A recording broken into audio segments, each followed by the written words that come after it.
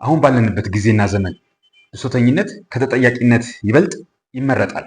ዓለሙ በቀውስ በተሞላበት በዚህ ጊዜ ብሶትና ምሬት፣ ማጉረምረምና ማማረር ልክ ተገቢ ተጠባቂና ወግም ተደርጎ ይቆጠራሉ። ነገር ግን እኔ ከአባወራነት ማማ ከተጠራንለት ልዕልና ብሶትና ምሬት ቦታ እንደሌላቸው ብነግርስ? ታገሰኝ። ከዛ በፊት ግን እንደተለመደው ይህ ዮጊ ገላ ሳሙና ነው። ዮጊ ገላ ሳሙና ላለፉት 6 ዓመታት ሳዘጋጀው ስንታጠብበት የቆየነው ሳሙና ነው። ኤድብል ከሆኑ ለምግብነት ከሚውሉ ዘይቶች አዘጋጀዋለሁ። ከዛ ባሻገር ግን ምንም አይነት ተጨማሪ ኬሚካሎችን አልከትበትም ወይም አልጨምርበትም። ለአረፋ ማውጫ፣ ለማድረቂያ፣ ለቀለም፣ ለከለር ወይም ለሽታ ብለን ምንም የምንጨምረው ኬሚካል የለም። ይሄ ጥቁሩ ቀለም ሳይሆን አክቲቬትድ ቻርኮል ነው። ከከሰል ያዘጋጀሁት ነው። የበለጠ ክሊንሲንግ ፓወር እንዲኖረው የማጽዳት አቅሙን ለመጨመር ተደርጎ የተጨመረ ነው። ከዛ ባሻገር ግን ምንም አይነት ለሽታም ሆነ ለቀለም የምንጨምርበት ኬሚካል የለም። ስለዚህ እንደዚህ አይነት ተጨማሪ ኬሚካሎች ባለመግባባታቸው ከነዛ ኬሚካሎች ሊመጣብን የሚችለውን ቆዳችን ላይ ሊደርስ የሚችለውን የፀጉር መከርቸፍ፣ የቆዳ መድረቅ ወይም መሰነጣጠቅን ማስቀረት ችለናል ማለት ነው። ስለዚህም ይህን ሳሙና ላለፉት 6 ዓመታት ስንታጠብበት ቆይተናል። እኔም እንኳን ቤተሰብ ተጠቅመንበታል። አንተም እንድትጠቀምበት እመክርሃለሁ። በ175 ግራም 300 ብር አዘጋጅተነዋል። የምታገኝበትን አድራሻ እዚህ ቪዲዮ ስር ዲስክሪፕሽን ስር አስቀምጥልህና ጉግል ማፕ ላይ ኮፒ ፔስት በማድረግ ሰርች በማድረግ እዛ ቦታው ሄደህ ማግኘት ትችላለህ። እዚህ አዲስ አበባ ውስጥ ኮሜርስ አካባቢ ታገኘዋለህ ይህን ሳሙና ማለት ነው። እንግዲህ ሳሙናውን ገዝተህ እኛ እንደተጠቀምነው እንድትጠቀምበት እመክርሃለሁ። እግረ መንገድህን ደግሞ ይህንን ቻናል ታግዝበታለህ ማለት ነው። እንግዲህ ከዚህ በተጨማሪ ይህ ወር በገባ በግንቦት 3 ማለት ነው በግንቦት ወር በ3ኛው ቀን የፍኖተ አባወራ ስልጠናችን እንደሚጀምር ከዚህ በፊትም ነግሬሃለሁ። ለእሱ ደግሞ እችን ማስታወቂያ አይተን እንመለስ። ወንድም አለም ትውልዱን ሆን ተብሎ በተለይም ወንዱን በእቅድ ይበልጡንም አባወራውን በተጠናና በሌሎች ላይ ውጤታማ በሆነ መንገድ አልጫ ጀንደረባ ለማድረግ ለመስለብና ለማኮላሸት ይሰራል። በዚህም ወንዱ አባቱ ከሰጠው ጸጋ ይህም ኃላፊነቱን ይወጣ ዘንድ በተለይም ከለየለት ሚና እና ይህንኑ ሚና ይወጣም ዘንድ ከሰጠው ወንድነት መክሊቱ ድፍረት፣ ጥንካሬው፣ ስልጣኔው፣ ኃይሉ፣ ወኔው እንዲርቅ ይደረጋል። በአባወራ ንቅናቄያችን ዘመኑን የዋጀ ትውልድን ያበጀ የባህል አብዮት ያስፈልገናል። ለዚህ ደግሞ ወንዶቻችንን ዓለም በአጉል ዘመናዊነትና መንፈሳዊነት ከምትጌታቸው ውሸት ነጥቆ ለይቶ አውጥቶ አባታቸው በሰጣቸው ጸጋ አባቶቻችን በበለጸጉበት በዓለም በታወቁበት ወንድነት መክሊቱ ማሰልጠን አስፈልጓል። ስለዚህም የግንቦት ወር በገባ በ3ኛው ቀን በዕለተ እሑድ ከሰዓት በኋላ በ8 ሰዓት የፍኖተ አባወራ የ5ኛ ዙር ስልጠናችን ይጀምራል። ይህም ለተጨማሪ 3 እሑዶች በተመሳሳይ ሰዓት ለ4 ሰዓታት ይሰጣል። ትውልዳችን በተለይም ወንዶቻችን አባታቸው በሰጣቸው ጸጋ አንገታቸውን ቀና ደረታቸውን ነፋ የምናደርግበት እድል ቀርቦላልና ተጠቀምበት። ተመዝግቦ መቅረት ጀምሮ ማቋረጥ አይደለም ማርፈድም አይቻልም። መመዝገቢያ 3000 ብር ጠብቀሃለሁ። ጀግናው እንዴት አለ? ብሶትን በተለያየ ምክንያት በተለያየ መነሻ ምክንያቶች ሰዎች እኛ እንለማመዳቸዋለን። በተለይ ደግሞ ሁለት ምክንያቶችን እንጠቀማለን ወይም 2 ሰበቦችን እንጠቀምባቸዋለን ብሶትን ለመለማመድ ማለት ነው። አንደኛው ሌሎችን መጠቀሚያ ለማድረግ ወይም ደግሞ በሌሎች ለመጠቀም ብሶትን እንጠቀምበታለን። ሁለተኛው ደግሞ እና ከዚህ ከቀደመው የከፋው ደግሞ ምንድነው? የሚከፋው ለራሳችን ምርጫና ድርጊት ኃላፊነትን መውሰድ የማንፈልግ ስንሆን ብሶትን እንጠቀምበታለን። ስለዚህ ይረዳን ዘንድ እንደዚሁ ለማጥናት እንዲመችኝ እንደዚህ ፒክቸራል የሆነ ሪፕሬዘንቴሽን በስዕል ማስደገፍ መርጣለሁና እሱን ልጠቀምበት አሁንም። ስለዚህ ብሶተኛ ትውልድ አለን ስንል ብሶተኛ ትውልድን እኔ እስከዛሬ ካዩዋቸው በተለይ ደግሞ ወንዶቻችንን ወደ አባወራነት ልዕልና እንዲመጡ ሳሰለጥን የምታዘበው ነገር በሁለት ዋና ክፍሎች እከፍላቸዋለሁ። ከሁለት በላይ አይከፈሉም ብዬ አይደለም፣ ግን እኔ በተደጋጋሚ ከማየው ነገር በሁለት ዋና ክፍሎች እከፍላቸዋለሁ። እነዛን የማገኛቸውን ሰዎች አንደኛ ሌሎችን መጠቀሚያ የሚያደርጉ ናቸው። ላይክ ተጎድተናል፣ ተገፍተናል፣ ተጨቁነናል ብለው ሌሎችን መጠቀሚያ የሚያደርጉ፣ ስለዚህ የሚፈልጉትን ነገር በሌሎች የሚያስፈጽሙ፣ የሚፈልጉት ነገር ገንዘብ ሊሆን ይችላል፣ ስልጣን ሊሆን ይችላል፣ ተሰሚነት ሊሆን ይችላል፣ ሀብት ሊሆን ይችላል፣ የተለያዩ ነገሮች ያን ያክል እነዛ ያጡት ነገር የግድ የተቸገሩበት ነገር ላይሆን ይችላል። ብቻ ይፈልጉታል ያንን ነገር ለማግኘት ግን እሱን ከማግኘት እሱን ለማግኘት ከሚያደርጉት ጥረት የሆነ አካል እንደበደላቸው፣ እንደጨቆናቸው፣ እንደገፋቸው አድርገው በማዘን በማላዘን በመነፋረቅ ፍላጎታቸውን የሚያስፈጽሙ ናቸው። ሁለተኛው ክፍል እንግዲህ ያስቀመጥኳቸው ተጠያቂነትን የሚሸሹ ናቸው። እንግዲህ ሆፕ እዚህ ላይ ይታያል ብዬ አስባለሁ። ተጠያቂነትን የሚሸሹ ናቸው በሁለተኛ ክፍል የማስቀምጣቸው። እነዚህ ደግሞ ምንድነው? ለሰሩት ስራ ወይም ለሚሰሩ ስራ ምንም አይነት ኃላፊነት መውሰድ የማይፈልጉ ወይም ተጠያቂነት መውሰድ የማይፈልጉ ራዘር ኃላፊነት ተሰጥቷቸዋል፣ ኃላፊነት አለባቸው። ነገር ግን ለዛ ለተሰጣቸው ኃላፊነት ተጠያቂነትን መውሰድ የማይፈልጉ የማይችሉ የተለያየ ምክንያት የምናስቀምጥላቸው ናቸው እነዚህ ሰዎች ማለት ነው። ተጠያቂ እንዳይሆኑ ሌላ አካል የሚያሳብቡ ውስጣቸው ያሉትን እንያቸው። ሌሎችን መጠቀሚያ የሚያደርጉ ስንል አልጮችን እንላለን። እንግዲህ ይህንን ቃል ከዚህ በፊት ነግሬያለሁ። አልጮች ከተፈጥሯዊ ማዕረጋቸው፣ ከተፈጥሯዊ ስጦታቸው፣ ከተፈጥሯዊ ጥሪያቸው የወደቁ ናቸው። የወደቁ በራሳቸው ፍላጎት ተፈጥሯዊ ጸጋቸው መክሊታቸውን በመተው በመናቅ ያንን ተፈጥሯዊ ጸጋቸው መክሊታቸው ለመናቅና ለመተው የራሱ ሰበብ ይፈጥሩለታል። እነዚህ ሰዎች ላይክ ብዙ አይነት በመንፈሳዊነትም በሉት በዘመናዊነትም በሉት የራሱን ሰበብ ይፈጥሩለትና አባታቸው አምላካቸው ከሰጣቸው ጸጋ ርቀው ወድቀው በመገኘት አቅመ ቢስ የሚሆኑ ወደው ፈልገው ኔሴስ አቅመ ቢስ መሆንም ፈልገው ሳይሆን በቃ ያንን ተፈጥሯዊ ጸጋቸውን በመናቃቸው የተነሳ መናቁን ወደውት አቅመ ቢስ የሆኑ ናቸው። እነዚህ ሰዎች አቅመ ቢስ ስለሆኑ የፈለጉትን ነገር ማግኘት የፈለጉትን ነገር ለማግኘት የሚደረገውን ጥረት መገበር አይችሉም። ስለዚህ ያንን የሚፈልጉትን ነገር ለማግኘት ሲሉ ብሶተኛ ይሆናሉ። ተገፍተናል፣ ተጨቁነናል፣ የምንፈልገው ነገር ነበረ፣ ነገር ግን ያንን የምንፈልገውን ነገር ላለማግኘት ወይም ያንን ነገር ለማጣት ምክንያት የሆነን እገሌ ነው ብሎ ያሳብባሉ ማለት ነው። ስለዚህ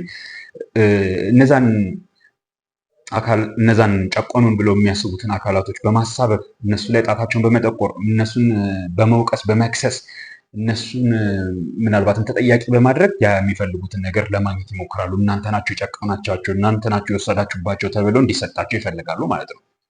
ስለዚህ እኛ እኮ አቅም ነበረን፣ ስልጣን ነበረን፣ ግን ወይም ደግሞ ችሎታ ነበረን፣ ግን እገሌ ጨቆኑን ነው ይላሉ። አቅም ነበረን፣ ስልጣን ነበረን፣ እገሌ ጨቆኑን ነው የሚሉት ውሸታቸውን ነው። ላይክ ያንን አቅማቸውን መጀመሪያ ሪያላይዝ አድርገው እሱ ላይ ሰልጥነው መበልጸግ አልቻሉም። ቢሰለጥኑበት ቢበለጽጉበት ኖሮ 30፣ 60፣ 100 ፍሬ ማፍራት የሚችሉ ሰዎች ነበሩ። ነገር ግን እሱ የሚፈልግባቸውን ዲማንድ የሚያደርግባቸውን ኤክሰርሳይዝ ወይም ፎርስ ወይም ደግሞ ኢነርጂ ወይም ደግሞ ትጋት ኤግዘርት ማድረግ አይችሉም፣ ፕራክቲስ ማድረግ አይችሉም። ከዚህ ይልቅ ማሳበብ ይመርጣሉ። ስለዚህ እንደዚህ እንዳልሆነ ያደረገኝ እሱ ነው፣ እንደዚህ እንዳልሆነ ያደረገኝ እሷ ነች፣ እነዚህ ናቸው ብለው መክሰስ እና በዛ መጠቀም ማትረፍ ይፈልጋሉ። እና ብሶተኛ ናቸው። ሁልጊዜ እንዳላዘኑ እንዴ አቅም እኮ አላችሁ ለምን ሰርታችሁ አትለወጡም ብትሏቸው አእምሯቸው ላይ ሮጦ የሚመጣው ወይም አፋቸው ላይ ሮጦ የሚመጣው ነገር ከመስራት የያዛቸው ያ ሰው እንዳለና እሱ እንዳስቀራቸው ከሚፈልጉበት ግብ ከሚፈልጉበት ዓላማ ሊደርሱበት ካሰቡበት ነገር ያ አካል እንዳስቀራቸው ሰበብ የሚደረድሩ ናቸው። እና ሁሌ ማላዘን ነው በቃ ስራቸው። ሁሌ ማላዘን ነው። ሁሌ መቼም አያልፍላችሁም።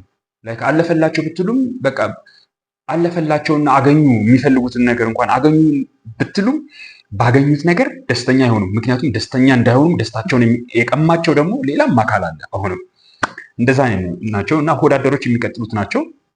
ሆዳደሮች ይመጣሉ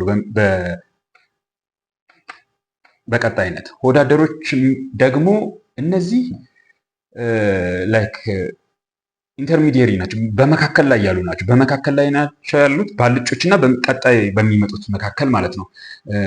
ላይክ በዚሁ በብሶት ውስጥ ነው ያሉት። እነሱም ግን ብሶቱን በመጠቀም ሌሎች እንደ አልጮች አይነቶችን በመሰብሰብና በማሰባሰብ እነሱን መጠቀሚያ ያደርጋሉ።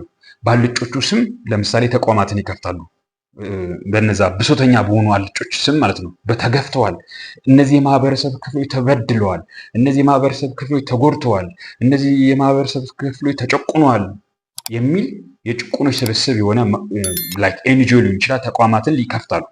ስለዚህ እነሱም አብረው አላዛኝ ናቸው፣ ግን የተሻሉ አላዛኝ ናቸው። የተሻሉ አላዛኝ ናቸው ማለት እነዚህን አልጮቹን ብሶተኝነታቸውን የበለጠ በመጠቀም እነዚህን አልጮችን እነዚህን ብሶተኛ ትውልዶች ወይም ደግሞ የማህበረሰብ ክፍሎች እገሌ የተባለው ማህበረሰብ ሲጨቁናቸው ኖረዋል፣ እገሌ የተባለው ክፍል ሲጨቁናቸው ኖረዋል። ስለዚህ ለእነሱ የተሻለ ፕሪቪሌጅ የተሻለ ጥቅማ ጥቅም ያስፈልጋቸዋል። የሆነ ማዕቀፍ ያስፈልጋቸዋል፣ እነሱ የሚጠቀሙበት የተለየ ህግ ያስፈልጋቸዋል እያሉ የለቀስተኞቹን የብሶተኞቹን አልጮች ለቅሶ የሚያለቅሱ የሚያላዝኑ ናቸው። ይህንንም መተዳደሪያ ደንባቸው መተዳደሪያቸው ያደረጉ ናቸው። ድርጎ ይሰፈርላቸዋል፣ ምንዳ ይቆረጥላቸዋል፣ ይሰፈርላቸዋል፣ ተቀጥረዋል። እነዛን አልጮችን መጠቀሚያ ያደረጉ ናቸው እነዚህ ሆዳደሮች ማለት ነው። እና እነዚህኞቹ ከአልጮቹ የሚለዩት ምንድነው? አልጮቹ ለጠየቃቸው አካል ለጉስቁልናቸው የሚጠይቅ አካል ባይኖርም የውጭ አካል ባይኖርም ህሊናቸው እንኳን ቢጠይቃቸው ለዛ ለጉስቁልናቸው ሰበብ የሚያደርጉት የሆነ አካል አለ። ያንን አካል ሰበብ እያደረጉ እያላዘኑ ሰርተው ሳይሆን አልቅሰው እንዲሰጣቸው እንዲያገኙ እንዲጠቀሙ ይፈልጋሉ። ስለዚህ ጥቅማቸውን የሚያገኙ ሁል ጊዜ ተገፍተናል ብሎ በማላዘን ነው አልጮቹ። ሆዳደሮቹ ደግሞ የተገፉ የማህበረሰብ ክፍሎች አሉ ብለው ኮሌክቲቭሊ በማሰባሰብ አልጮቹን በማሰባሰብ በእነሱ ስም ተቋማትን ወይም ደግሞ የተለያዩ ስብስቦችን በመክፈት ወይም በማቋቋም ኦን ቢሃፍ ኦፍ ደም ትርፍ የሚያገኙ የሚጠቀሙ ናቸው። ሆዳደሮቹ ጋር ስንመጣ ማለት ነው። አምባገነኖቹ ጋር ስንመጣ አምባገነኖች እናገኛለን። ከነዚህ ቀጥሎ ከወዳደሮቹ ቀጥሎ አምባገነኖች ወይም ደግሞ አምባገነን የሚሆኑ አካላት ግለሰቦችም ቢሆኑ ማለት ነው የሚሰለጥኑት ብሶተኛ ትውልድ ውስጥ ነው። ራሱን ያወቀ በራሱ ላይ የሰለጠነ ተፈጥሯዊ ጸጋውን የተረዳ ማህበረሰብ ለአምባገነኖች መሳሪያ ወይም ደግሞ መሰልጠኛ መሆን አይችልም። ስለዚህ አምባገነኖች የሚሰለጥኑት ምን አይነት ትውልድ ላይ ነው? ብሶተኛ ትውልድ ላይ ነው። ስለዚህ ትውልዱ በዛ በትውልድ ላይ በዛ ማህበረሰብ ላይ አንድ ግለሰብም ወይም አንድ ተቋምም ወይም አንድ ስብስብ አምባገነን ሆኖ መሰልጠን ከፈለገ መጀመሪያ ያንን ትውልድ ብሶተኛ ነው የሚያደርገው። ወደህ እኮ አይደለም፣ ድሃ የሆንከው እኮ ወደህ አይደለም።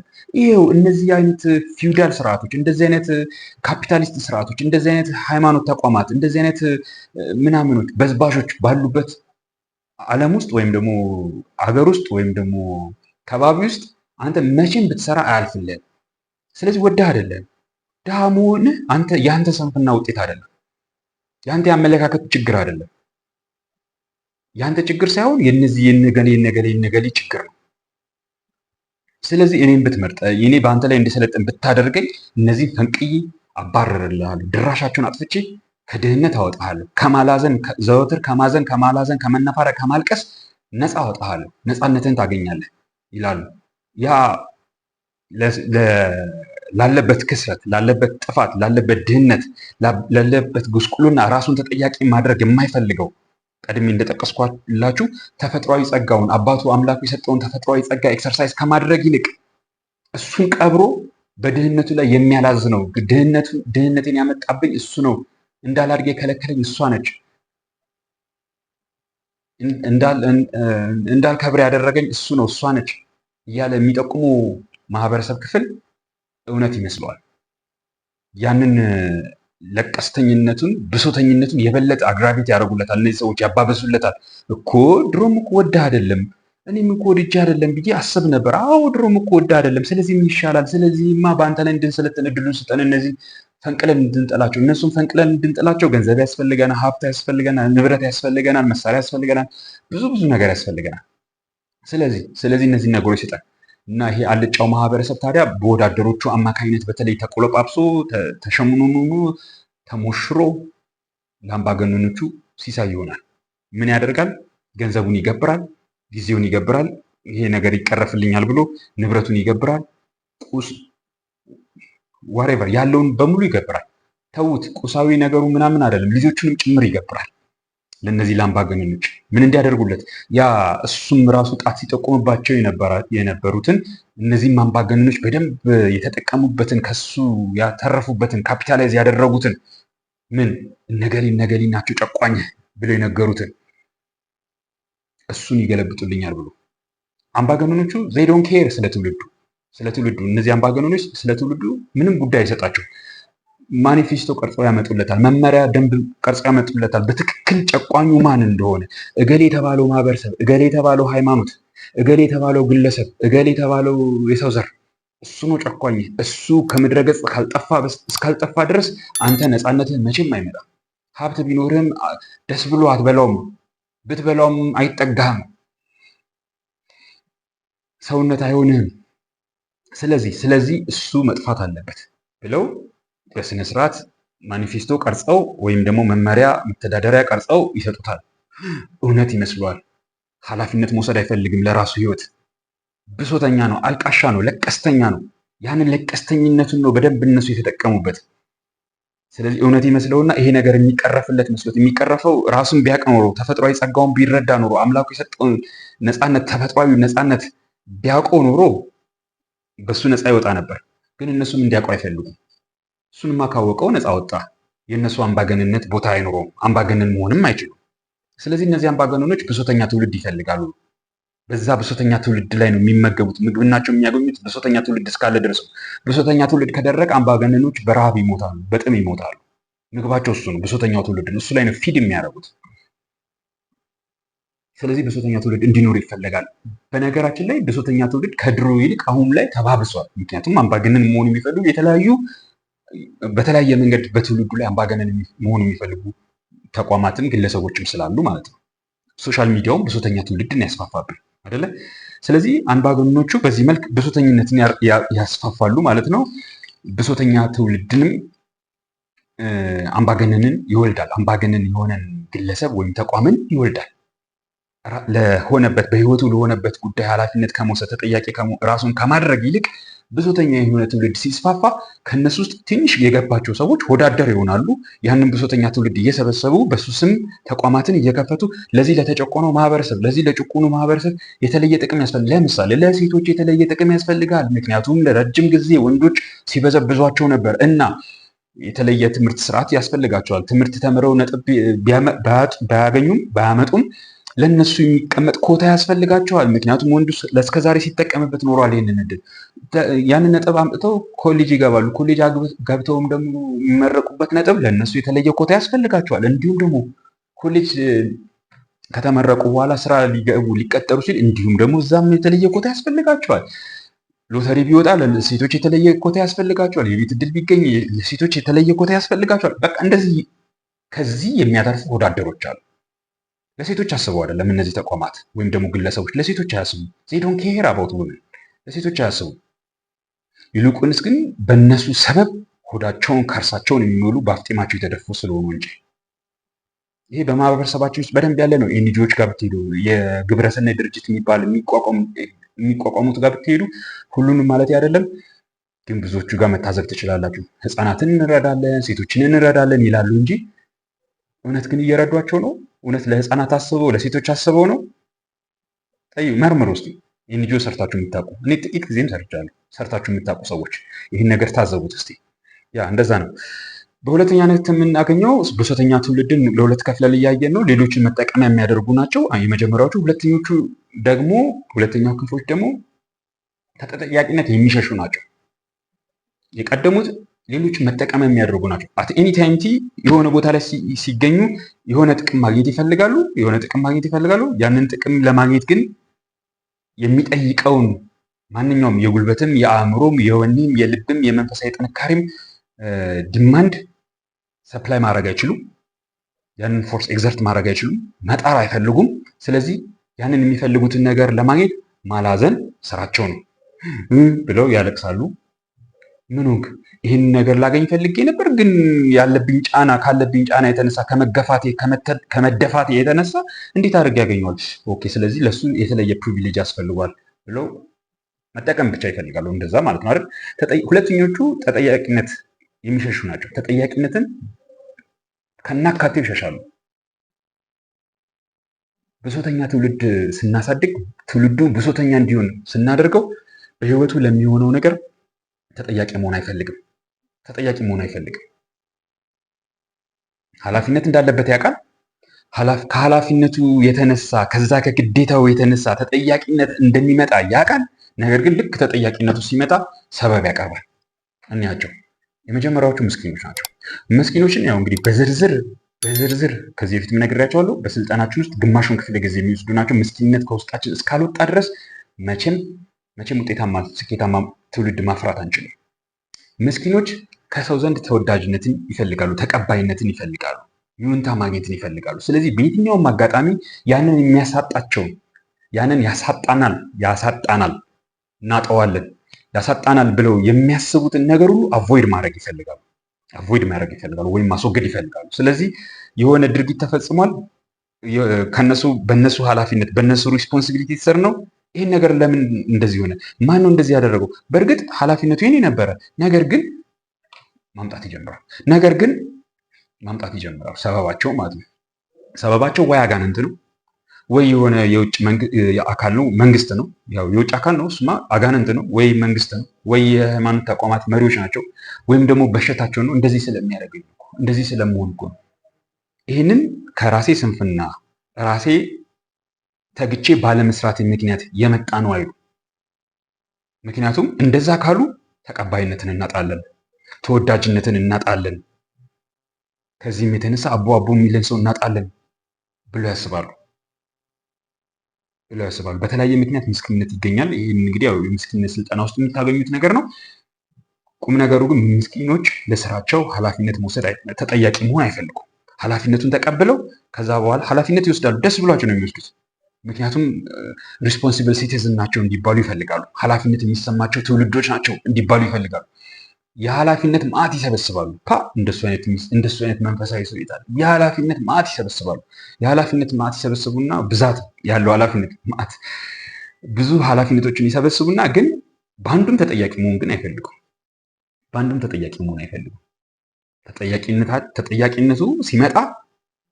ተጠያቂነቱ ሲመጣ ያ በገቡበት ኃላፊነት ዙሪያ ባለው ሰርክል ውስጥ ክበብ ውስጥ እነሱ የሚፈልጉትን ተቀባይነት፣ ይሁንታ፣ አቦ መመስገን፣ መወደስ ያሳጣናል ብሎ ስለሚያስቡ ይሄ ነገር ለምን አልተፈጸመም? ተጠያቂው ማን ነው ሲባል ኃላፊነቱ የኔ ነበር፣ ነገር ግን ይኸውልህ ሰሞኑ በጣም ፈተና ውስጥ ነበር፣ በቃ ከፍተኛ ያጋነንት ፈተና። ይሄንን በእርግጥ የኔ ነበር፣ ግን ያው ሰሞኑን ዝናብ እየዘነበ ስለሆነ በእርግጥ ይሄ የኔ ኃላፊነት ነበር፣ ግን ያው ሰሞኑ መብራት ይጠፋ የለ ይሄ በእርግጥ የኔ ኃላፊነት ነበር፣ ግን ያው ሰሞኑ ትንሽ እዚህ ጎኔን ይሸቀሸቀኛል። ተጠያቂነትን ይሸሻሉ። ይሄ እንግዲህ የአባወራ ስልጠናን ስንሰጥ በተለይ ወደ አባወራነት ወንድሞች እንዲመጡ ስፈልግ በብዛት ከወንዶቹ ጋር ጥቂት ደግሞ ከሴቶቹ ጋር ሴቶችን ወደ አባወራ ለማምጣት ሳይሆን በሪሌሽንሽፕ በትዳራቸው ውስጥ በጓደኝነታቸው ውስጥ የሚገጥማቸውን ፈተና የሚገጥማቸውን ቻሌንጅ ስታዘበው ያገኘሁት ነው ካይንድ ኦፍ ነገር ማለት ነው። እና ሲቀጥል ከምስኪኖች ቀጥሎ የምናገኘው እንግዲህ ሴቶችን እናገኛለን። ሴቶች ኃላፊነት ቢኖርባቸውም ተጠያቂነትን ብዙውን ጊዜ ይሸሻሉ። ምክንያቱም ከወንዶች ይልቅ ሶሻል አክሴፕታንስ በጣም የሚፈልጉት ሴቶች ናቸው። ቫሊዴሽን የሚፈልጉ ሴቶች ናቸው። ያው ምስኪኖች ካይንድ ኦፍ ዚዶ ዊሜን ናቸው እንበል፣ ትንሽ ሴት የሚመስሉ ወንዶች ናቸው። ያው በዚህ ጠባያቸው ማለት ነው።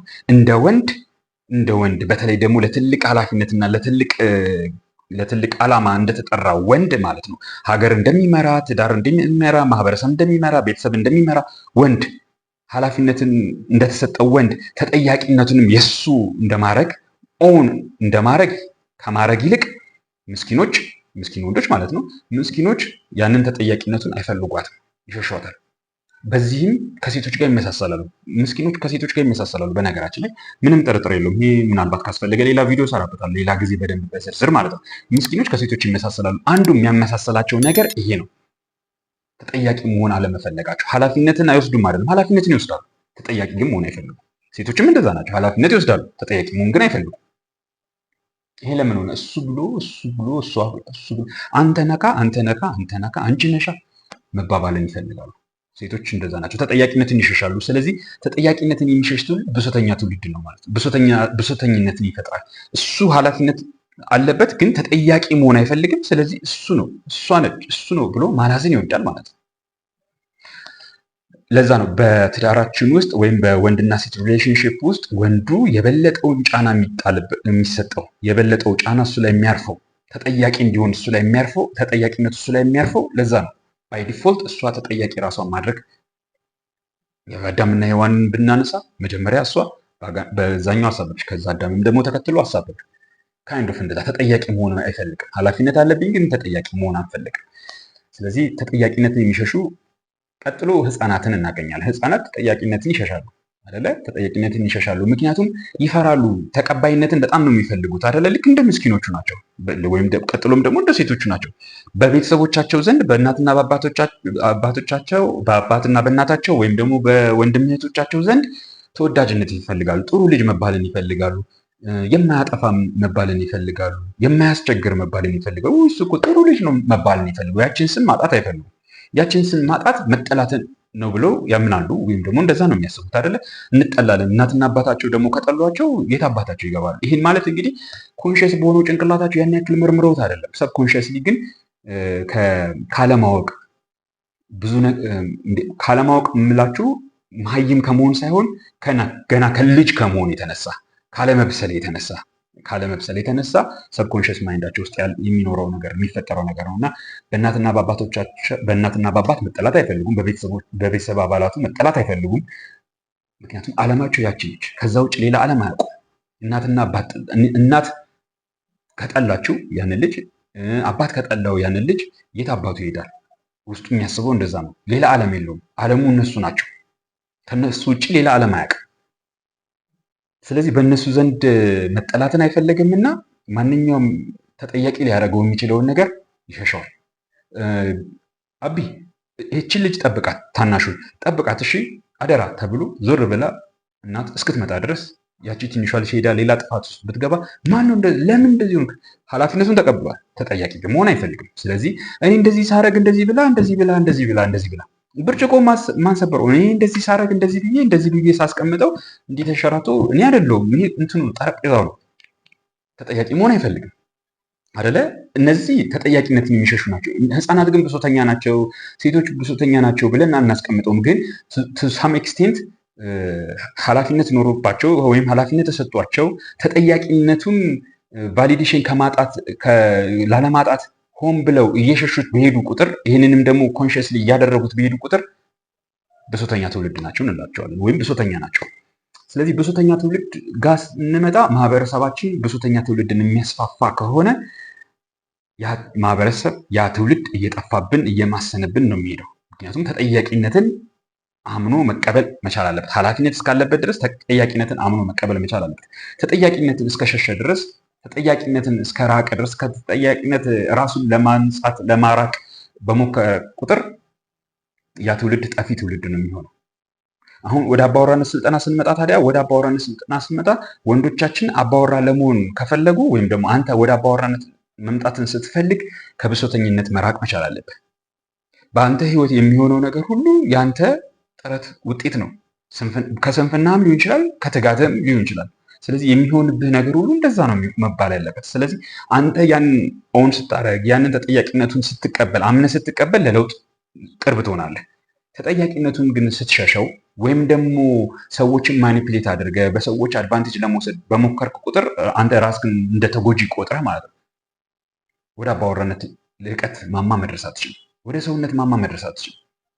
አላዛኝ ትውልድ፣ ብሶተኛ ትውልድ፣ እውነቴን ነው የምልህ፣ ወደ ሰውነት ማማ መድረስ አይችልም። እረፍት ማግኘት አይችልም። እሱ እንደሚያስቡ ያንን የሚፈልገውን ነገር አዝኖና አላዝኖ ተነፋርቆ አሳቦ ቢያገኘውም እንኳን አግኝቶትን እረፍት አይሰጠውም።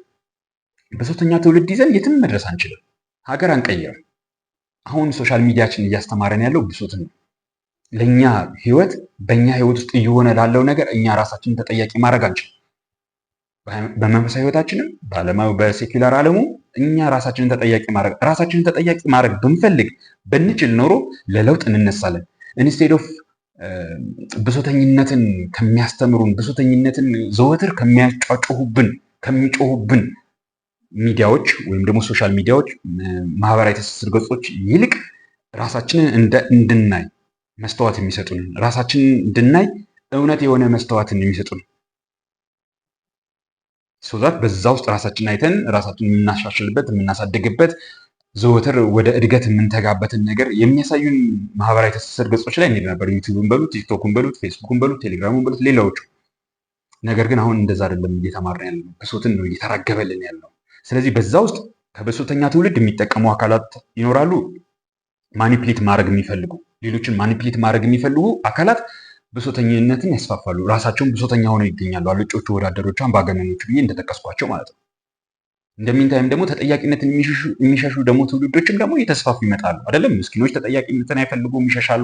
ሴቶችም እንደዛው፣ ህጻናትም እንደዛው። ምስኪኖች የምንላቸው እንግዲህ ወንዶቹ በተለይ በወንድነት ስጦታ በወንድነት መክሊቱ በልጽገውበት ሊገኙ የሚገባቸው የነበሩ ሶዛት ኃላፊነት መውሰድ የሚገባቸው የነበሩ ለራሳቸው ህይወት፣ ለሚስታቸው፣ ለልጆቻቸው፣ ለትዳራቸው፣ ለቤተሰባቸው፣ ለማህበረሰባቸው፣ ለሀገራቸው፣ ለቤተክርስቲያናቸው ኃላፊነት መውሰድ የሀገሬ እንዲህ መውደቅ፣ የቤተክርስቲያኔ እንዲህ መውደቅ፣ የማህበረሰቤ እንዲህ መውደቅ፣ የቤተሰቤ እንዲህ መውደቅ፣ የትዳሬ እንዲህ መውደቅ፣ የኔ እንዲህ መውደቅ የኔ ኃላፊነት እኔ ተጠያቂ ይሆንበታል።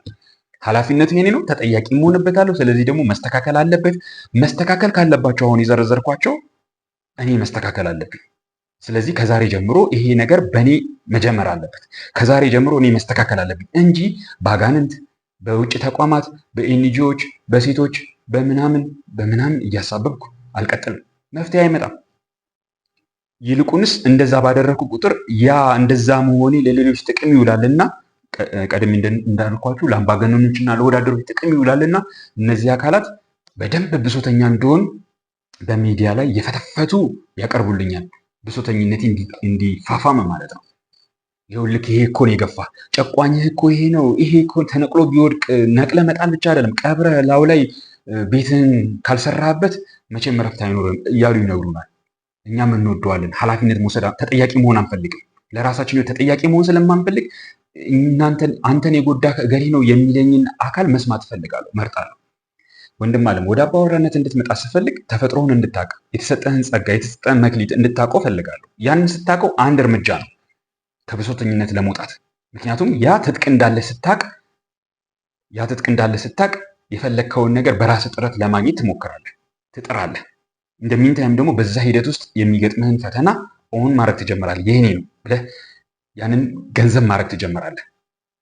ለብሶተኝነት መድኃኒቱ፣ ለብሶተኛ ትውልድ መድኃኒቱ ወደ አባወራነት መምጣት ነው፣ ወደ ተፈጠረለት። በተለይ ወንዱ ጸጋውን አውቆ በዛ ሰልጥኖ በልጽጎበትም አባቱ ወዳሰበለት ዓላማ እንዲመጣ ማድረግ ነው። በዛ በሰለጠነበት ጸጋው ስለ እውነት በጽድቅ ፍትህን መፈጸም እንዲችል ማስተማር ነው፣ ማሰልጠን ነው። እኔ እነዚህ ጽሁፎች ጽፍ ወይም ደግሞ እነዚህን አይነት ጥናቶች ሳጠና በብሶት የሚያስቀምጡኝ ነገሮች ጠፍተው አይደለም፣ ሳላገኝ ቀርቼ አይደለም።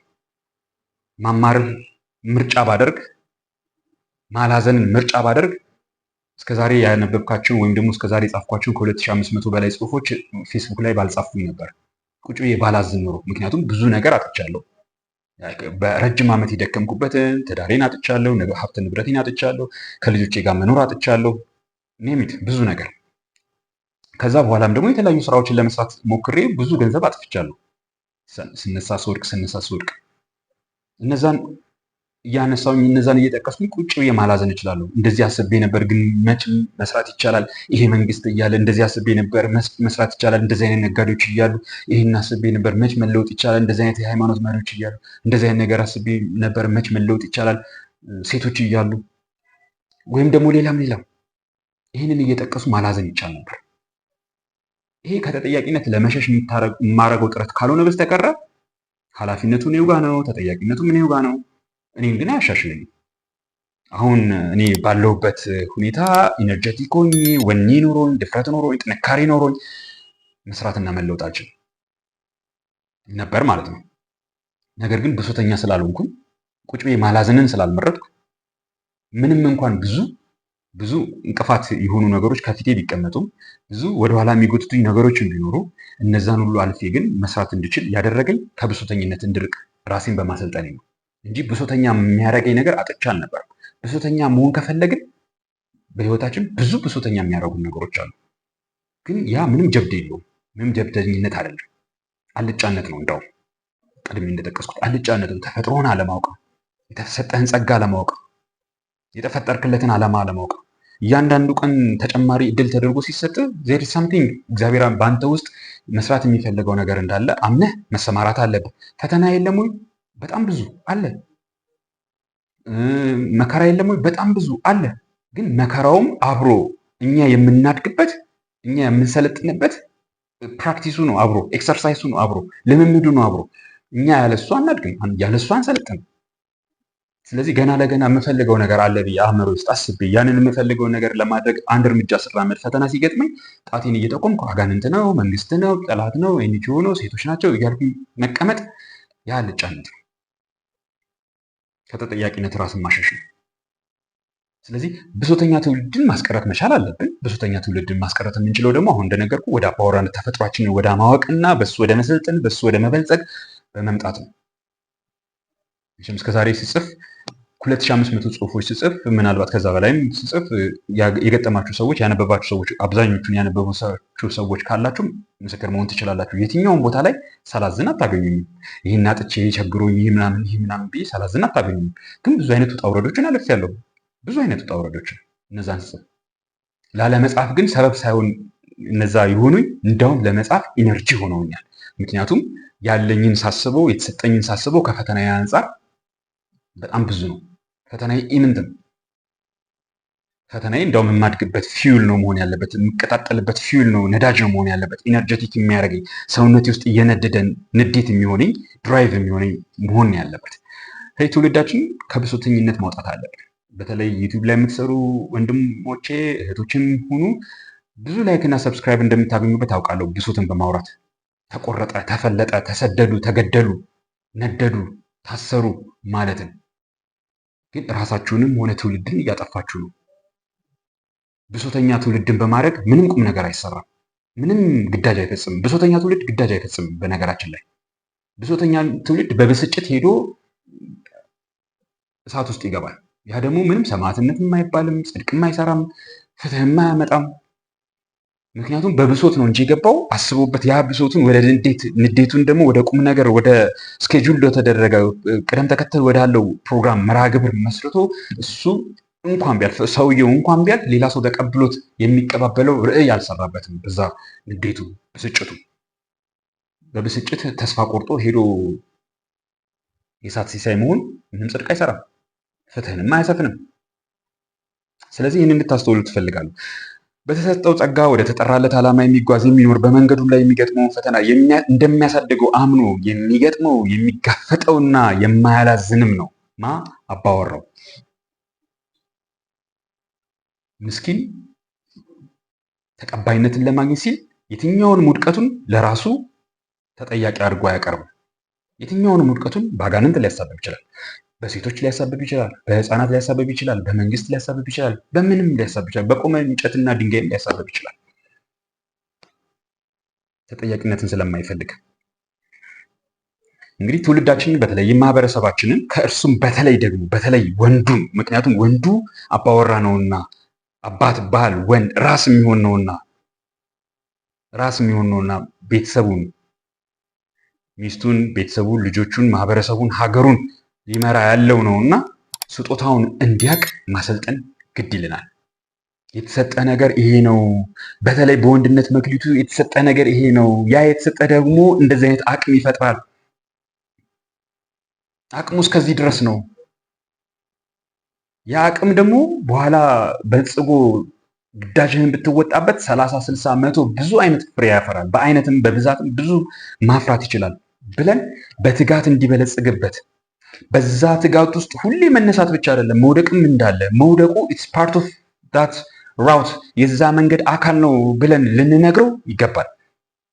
ለመውደቁ ሰበብ ከመፈለግ ይልቅ ተጠያቂው እኔ ነኝ፣ ምንድን ያላወቁት፣ ምንድን ያልተረዳሁት እያለ ተጠያቂነትን ገንዘብ እንዲያደርግ የእሱ እንዲያደርገው ኦን እንዲያደርገው ኢንስቴድ ኦፍ ባጋንንት ከማሳበብ ኢንስቴድ ኦፍ በሴቶች ከማሳበብ ያው ሎትስ ኦፍ ደም ብዙዎች ስንገናኝ ወንዶች በተለይ በትዳር ውስጥ ያሉ የትዳራቸው ፈተና ቁጭ ብለን ዲስከስ ስናደርግ እስቲ እናውራበት ተብሎ እንደዚህ ሆና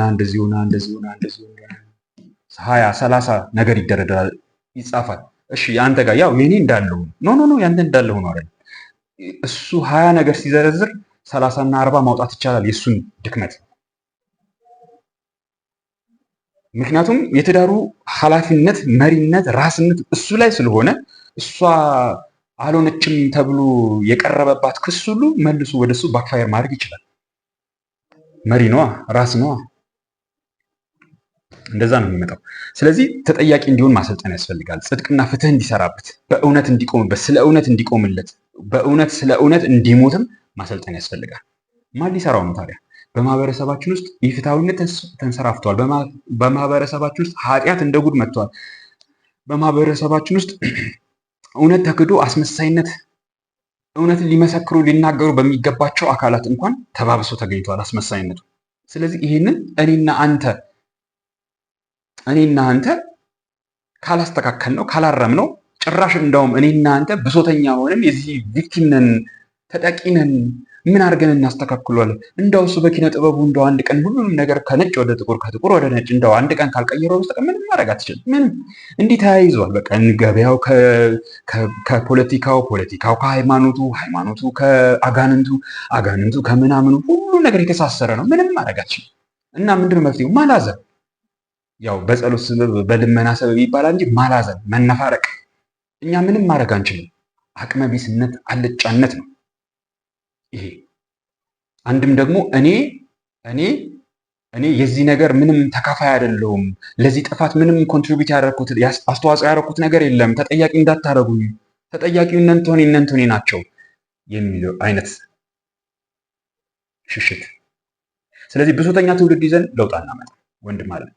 ብሶተኛ ትውልድ ይዘን ምንም አይነት ለውጥ አናመጣም። ስለዚህ ለውጥ የምንፈልግ ከሆነ በሀገር፣ በቤተክርስቲያን፣ በማህበረሰብ፣ በቤተሰብ፣ በትዳራችን፣ በልጆቻችን፣ በትውልድ ውስጥ ያለው ነገር መለወጥ አለበት ብለን የምናስብ ከሆነ ተጠያቂ ማድረግ ያለብን መጀመሪያ ራሳችን ነው። ስለዚህ ራሳችን ተጠያቂ ማድረግ ካደረግን ደግሞ ለውጥ ከራሳችን እንጀምራለን። ከተፈጥሯዊ ጸጋችን የተሰጠን ነገር ምንድን ነው? እንዴት አድርገን እንሰልጥንበት? እንዴት አድርገን እናበልጽገው? የተሰጠንን ጸጋ በደንብ ማወቅ፣ በተለይ በወንድነት መክሊቱ በደንብ በዝርዝር መረዳት ያስፈልጋል። ግማሹን ኮንኖ ለአጋንንት መስጠት አሁንም ከተጠያቂነት ለመሸሽ የሚደረግ ነው። በተለይ ደግሞ ከድፍረት ከጥንካሬ ጋር ተያይዞ የምናወራውን ነገር ያው መንፈሳዊ ነን የሚሉ ሰዎች ብዙ ጊዜ ይሄንን ኮንነው ስለሚያስቀምጡት ነው። የምን ጀብደኝነት፣ የምን እንደዚህ አጉል ያዙ ልቀቅኝ ማለት ነው፣ ወይም ደግሞ የምን ጡንቻና ጥንካሬ ምናምን ማለት ነው ይሄ እየተባለ የሚቀመጠው። ስለዚህ ጸጋችንን አውቀን በደንብ ልንሰለጥንበት ልንበለጽግበት ይገባል።